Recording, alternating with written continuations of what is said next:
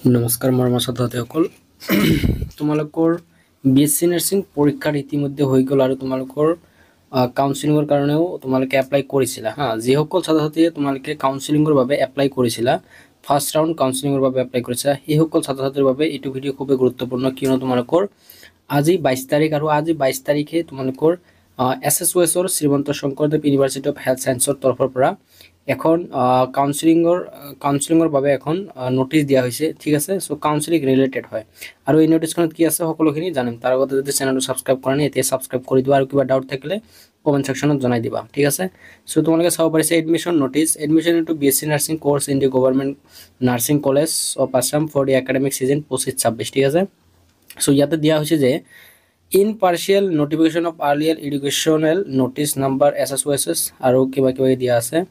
25-558 date 8/8/2025 provisional list of candidates for admission into BSc nursing in the government nursing colleges of Assam for the academic season 25-26 shall be published on 28/8/2025 and will be available in the university website ঠিক আছে so তোমালোকৰ ইয়াতে কোৱাইছে যে তোমালোকৰ 8 তাৰিখে নোটিসখন দিয়া কথা আছিল কিন্তু এতিয়া তোমালোকৰ নোটিসখন ঠিক আছে সো তোমালোকৰ নোটিসখন কাউন্সেলিংৰ যিখিনি সিলেক্টেড লিষ্ট আছে তোমালোকৰ যিসকল ছাত্ৰছাত্ৰীয়ে তোমালোকে লিষ্ট পাবা সিলেক্টেড লিষ্ট সেই সিলেক্টেড লিষ্ট তোমালোকৰ 28 তাৰিখে পাবলিশ কৰিব আজি হল 22 তাৰিখ আৰু তোমালোকৰ 6 সপ্তাহ লাগিব ঠিক আছে সো তোমালোকৰ ইয়াতে আৰু দিয়া আছে যে further admission shall be held on 5 and 6 September 2025 at the respective colleges so তোমালোকে এডমিশনটো কেতিয়া কৰিব পাৰিবা 5 তাৰিখ আৰু 6 তাৰিখ সেপ্টেম্বৰ 5 আৰু 6 এৰ ভিতৰত তোমালোকে এই দুটা দিনৰ ভিতৰত এডমিশনটো তোমালোকে কৰিব পাৰিবা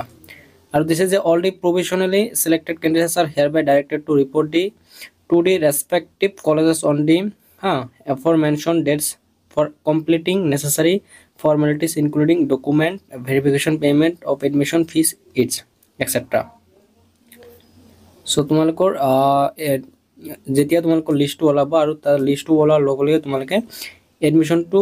ল'ব লাগিব ঠিক আছে সো 5 আৰু 6 তাৰিখৰ ভিতৰত তোমালোকে এই কলেজসমূহত তোমালোকে এডমিশন ল'ব লাগিব আৰু এডমিশন লোৱাৰ কাৰণে তোমালোকে যেখিনি তোমালোকৰ ফৰ্মালিটিজ লাগে সেই ফৰ্মালিটিজ খিনি তোমালোকে লৈ যাবা আৰু লগতে তোমালোকৰ ডকুমেন্টস ভেৰিফিকেশন পেমেন্ট আৰু যেখিনি তোমালোকৰ লাগিব সেইখিনি তোমালোকে